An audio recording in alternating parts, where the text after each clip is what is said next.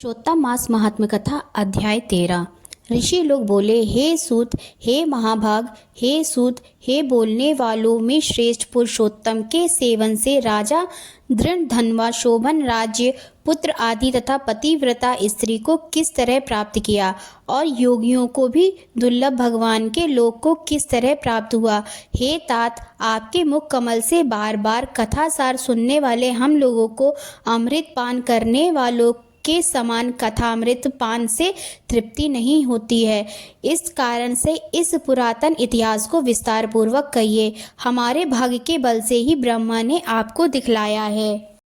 सूत जी बोले, हे विप्रलोक, सनातन मुनि नारायण ने इस पुरातन इतिहास को नारद जी के प्रति कहा है। वही इतिहास इस समय मैं आप लोगों से कहता हूँ। मैंने जैसा गुरु के मुख से राजा दृढ़धनवा का पाप नाशक चरित्र पढ़ा है, उसको सब मुनि श्रवण करें। नारायण बोले, हे ब्राह्मण नारद, सुनिए। मैं पवित्र करने वाली गंगा के समान राजा दृढ़धनवा की सुंदर तथा प्राचीन कथा कहूँगा। है देश का रक्षक, श्रीमान, बुद्धिमान तथा सत्य पराक्रमी चित्रधर्मा नाम का राजा था। उसको दृढ़धनवा नाम से प्रसिद्ध, अति तेजस्वी, सब गुणों से युक्त, सत्य बोलने वाला, धर्मात्मा और पवित्र आचरण वाला पुत्र हुआ। कान तक लंबे नेत्र वाला, चौड़ी छाती वाला, बड़ी भुजा वाला, महातेजस्वी वह राजा दृढ़धनवा प्रशस्त गुण समूहों के साथ साथ बढ़ता गया। वह चतुर राजा दृढ़धनवा प्रसन्नता के साथ गुरु के मुख से एक बार कहने मात्र से पूर्व में पढ़े हुए के समान व्याकरण आदि 6 अंगों के साथ 4 वेदों का अध्ययन कर, गुरु को दक्षिणा देकर और विधि पूर्वक उनकी पूजा कर, बुद्धिमान राजा गुरु की आज्ञा से पिता चित्रधर्मा के पुर को गया। अपने नगर में वास करने वाले प्रजा वर्ग के नेत्रों को आनंदित करता हुआ, जिस पुत्र को देखकर राजा चित्रधर्मा भी अत्यंत हर्ष को प्राप्त हुआ। पुत्र जवान हो, संपूर्ण धर्म को जानने वाला हो और प्रजा पालन में समर्थ हो, इससे बढ़कर सार शून्य इस संसार में और क्या है, अर्थात कुछ भी नहीं। अब मैं 2 भुजा वाले, मुरली को धारण करने वाले, प्रसन्न मुख वाले, शांत तथा भक्तों को अभय देने वाले श्री कृष्णचंद्र की आराधना करता हूँ। जिस तरह ध्रुव, अम्बरीश, शतार्थी, ययाति, प्रमुख राजा और शिवी, रतिदेव, रस्य बिंदु, भगीरथ, भीष्म, विदुर, दुष्यंत और भरत, पृथु, उत्तानपाद, प्रहलाद, विभीषण, ये सब राजा तथा और अन्य राजा लोग भी अनेकों लोगों को त्याग कर इस अनित्य शरीर से पुरुषोत्तम भगवान का आराधन कर नित्य विष्णु पद को चले गए। उसी तरह स्त्री, मकान, पुत्र आदि में स्नेहमय बंधन को तोड़कर वन में जाकर हरि का सेवन करना हमारा भी कर्तव्य है। ऐसा मन में निश्चय कर समर्थ राजा दृढ़धनवा को राज्य का भार देकर स्वयं विरक्त हो शीघ्र पुलह ऋषि के आश्रम को चला गया। वहां जाकर संपूर्ण कामनाओं से निष्प्रय हो और भोजन त्याग कर हर समय मन में श्री कृष्णचंद्र का स्मरण करता हुआ तप करने लगा। कुछ समय तक तप करके वह राजा चित्रवर्मा हरि भगवान के परम धाम को चला गया। राजा दृढ़धनवा ने भी अपने पिता की वैष्णवी गति को सुना। उस समय पिता के परम धाम गमन से हर्ष और वियोग होने से शोकयुक्त राजा दृढ़धनवा पितृभक्ति से विद्वानों के वचन में स्थित होकर परलौकिक क्रिया को करने लगा। नीति शास्त्र में विशारद राजा दृढ़धनवा अत्यंत शोभित पवित्र पुष्करावर्तक नगर में राज करने लगा। अच्छे स्वभाव वाली विदर्भ राज की कन्या उसकी स्त्री गुण सुंदरी नाम की थी। पृथ्वी पर रूप में उसके समान दूसरी स्त्री नहीं थी। उस गुण सुंदरी ने सुंदर, चतुर, शुभ आचरण वाले 4 पुत्रों को उत्पन्न किया और संपूर्ण लक्षणों से युक्त चारुमती नामक कन्या को उत्पन्न किया।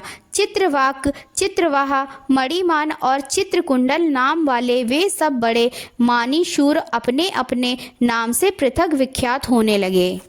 राजा दृढ़धनवा सर्वगुणी, प्रसिद्ध, शांत, दांत, दृढ़ प्रतिज्ञ, रूपवान, गुणवान, वीर, श्रीमान, स्वभाव से सुंदर, 4 वेद और व्याकरण आदि 6 अंगों को जानने वाला, वाग्मी, धनुर्विद्या में निपुण, अरिष्ट वर्ग काम क्रोध लोभ मोह मद और मात्सर्य को जीतने वाला और शत्रु समुदायों का नाश करने वाला, क्षमा में पृथ्वी के समान, गंभीरता में समुद्र के समान, समता में पितामह के समान, प्रसन्नता में शंकर के समान, एक पत्नी व्रत को करने वाले, दूसरे रामचंद्र के समान, अत्यंत उग्र पराक्रमशाली, दूसरे कार्तवीर के समान था। नारायण बोले, एक समय रात्रि में शयन किए हुए उस राजा दृढ़धनवा को चिंता हुई कि अहो, यह वैष्णव किस महान पुण्य के कारण हमें प्राप्त हुआ है। ना तो मैंने तप किया, ना तो दान दिया, ना तो कहीं पर कुछ हवन ही किया। मैं इस भाग्योदय का कारण किससे पूछूं? इस प्रकार चिंता करते ही राजा दृढ़धनवा की रात्रि बीत गई। प्रातःकाल ब्रह्म मुहूर्त में उठकर विधि पूर्वक स्नान कर, उदय को प्राप्त सूर्य नारायण का उपस्थान कर, भगवान की कला की पूजा कर, अर्थात देव मंदिरों में जाकर देवता का पूजन कर, ब्राह्मणों को दान देकर तथा नमस्कार करके घोड़े पर सवार हो गया। उसके बाद शिकार खेलने की इच्छा से शीघ्र वन को गया। वहाँ पर बहुत से मृग, वाराह, सिंह और गैयों का शिकार किया। उसी समय राजा दृढ़धनवा के बाण से घायल होकर कोई मृग बाण सहित शीघ्र एक वन से दूसरे वन को चला गया। रुधिर गिरे हुए मार्ग से राजा भी मृग के पीछे गया, परंतु मृग कहीं झाड़ी में छुप गया और राजा उस वन में उसे खोजता ही रह गया। प्यास से व्याकुल उस राजा ने समुद्र के समान एक तालाब को देखा। वहां जल्दी से जाकर और पानी पीकर तीर पर चला आया। वहां घनी छाया वाले एक विशाल वट वृक्ष को देखा। उस वृक्ष की जटा में घोड़े को बांधकर राजा वहीं बैठ गया। उसी समय वहां पर कोई एक परम सुंदर सुग्गा राजा को मोहित करने वाली तुलना रहित मनुष्यवाणी को बोलता हुआ आया। केवल राजा को बैठे देख उसको संबोधित करते हुए एक ही श्लोक को बार बार पढ़ने लगा कि इस पृथ्वी पर विद्यमान अतुल सुख को देखकर तू तत्व का चिंतन नहीं करता है तो इस संसार के पार को कैसे जाएगा। बार बार इस श्लोक को राजा दृढ़धनवा के सामने पढ़ने लगा। राजा उसके वचन को सुनकर प्रसन्न हुआ और उस पर मोहित हो गया कि इस सुख पक्षी ने दुख से जानने योग्य सार भरे हुए नारियल फल के समान अगम्य एक ही श्लोक को बार बार पढ़ते हुए क्या कहा। क्या यह कृष्ण द्वैपायन के श्रेष्ठ पुत्र शुकदेव जी तो नहीं हैं, जो कि श्री कृष्णचंद्र के सेवक मुझको मूढ़ और संसार सागर में डूबा हुआ देखकर राजा परीक्षित के समान कृपा कर उद्धार करने की इच्छा से मेरे पास आए हैं। इस तरह चिंता करते हुए राजा दृढ़धनवा की सेना समीप आ गई। सुख पक्षी राजा को उपदेश देकर स्वयं अंतर्ध्यान हो गया। उस सुख पक्षी के वचन को स्मरण करता हुआ राजा अपने पुर में आकर बुलाने पर भी नहीं बोलता है और निद्रा रहित हो उसने भोजन को भी त्याग दिया था। तब एकांत में उसकी रानी ने आकर राजा से पूछा। सुंदरी बोली, हे पुरुषों में श्रेष्ठ, यह मन में मलिनता क्यों है।